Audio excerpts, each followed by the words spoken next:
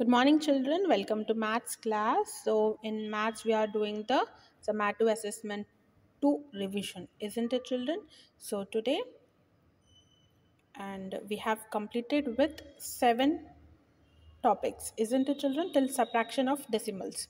So, in this next bit, that is 8th bit, you have multiplication of decimals. Okay, so 3 and 2.6. So, you have to write 2.6 in column way you need to write, isn't it, children? So into 3. Okay, now 3 into 6 always comes from your right side. So 3 into 6, it becomes 3 6 are 18, where 8 you have to write it down and 1 you will carry. Okay, then after 6 you have a decimal, isn't it, children? So you have to place the decimal.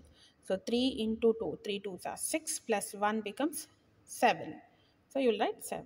So that is your answer. So when you multiply 2.6 into 3, then the answer is 7.8. Okay. So finally what you will write, 2.6 into 3 is equal to 7.8. Okay. So in this way you need to multiply the decimals. Okay, children. So let's see another one. 4.2 into 3. See, children, that is multiplication of decimals, isn't it? So this is according to the decimal places decimal steps you need to follow. So for this, so 4.2 you make it as 42 into 3. Okay, 42 into 3, you will just remove the decimal, and 42 into 3 you will normally do. 3 into 2 becomes 3 2s are 6, 3 4s are 12. Okay, so finally what you will write, 42 into 3 is equal to 126. But when you are writing decimal, so after decimal how many digits are there? One digit, isn't it, children? So you have to place that digit, that decimal, after one digit from your right side in the answer. So 126. So the first digit is 6 from the right side. So after 6 you need to place the decimal. Okay, so 4.2 into 3 becomes 12.6. So after decimal, if there are two digits, then after two digits you need to place the number, that is 1.26 it becomes. Okay, according to the digits after the decimal you need to place it. Okay, so this is your multiplying the decimals. Next you have division of decimals, which is the ninth bit. Okay, so 4.34 divided by 6. So 6 is your divisor, 4.34 is your dividend. So you will place it accordingly, divisor and dividend. Now before decimal you have 4, which is less than the divisor, isn't it, children? 6 is more, 4 is less. So what you have to do, so you have to take two digits, 43 you have to take, but there is a decimal here, isn't it? So in the quotient you will place 0 point, where in the dividend you can remove the point. Okay, then that becomes 43. Now you check whether you have 43 in 6 table or not. For decimals you have to write 0 point in the quotient. So 43 you don't have, you have 42. 6 sevens are 42. So 7 and 42, and you need to subtract in division, isn't it? So 3 minus 2 becomes 1, and 4 minus 4 becomes 0. So 1. Now you have to bring down the 4, that becomes 14. So 14 also you don't have, so 6 2s are 12. 12. If you subtract, you will get the answer remainder as 2. So you got the answer as 2. In the remainder you got 2. But in the quotient you have kept the decimal, 0 point you have kept, isn't it? So as you have kept a 0 point, you can extend the division and place a 0 beside 2. Even though there are no more digits in the dividend, you can just write 0 beside the remainder which we got. Why? So that we can get the answer as 0. Okay, so as it is quotient you have written 0 point, then you can add zeros further and try to make the remainder as 0. Okay, now you don't have 20 also in your 6 table, then in 6 3s are 18, isn't it? So 18. So 20 minus 18, again you will get 2.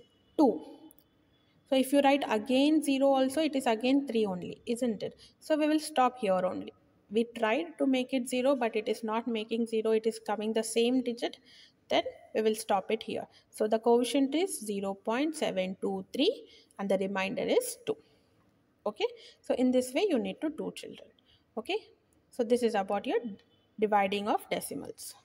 Okay, so next you have write the properties of triangles, quadrilaterals and circle and their types. So we have learned it, isn't it, children? Properties we have learned, that is triangle has three sides, it has three corners, and the types of triangles also we have learned. Yes, quadrilaterals also we have learned, that is rectangle, square, all these.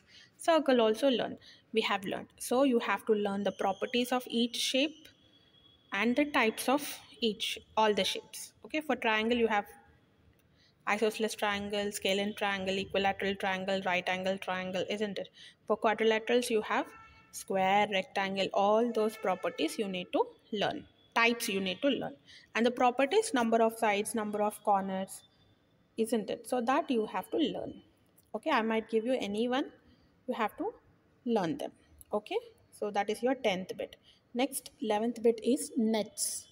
So you know, right, the 3D shapes when you open, that is your net, and you need to draw the net. And in the classwork we have drawn the nets of cube, cuboid, sphere, cylinder, cone, isn't it? So practice those all nets.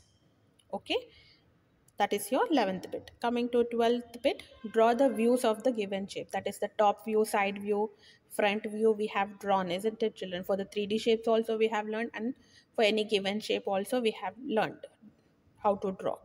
Okay, so draw the views, practice them from your classwork book. There are some sums in your skill sheet also I have given. So learn all those sums so that it will be easy for you to draw it in your question paper, in your exam. Okay, so practice well, children, do it neatly.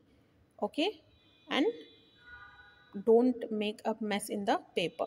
Okay, and if you want to use the rough column, working column, use the white side of the page.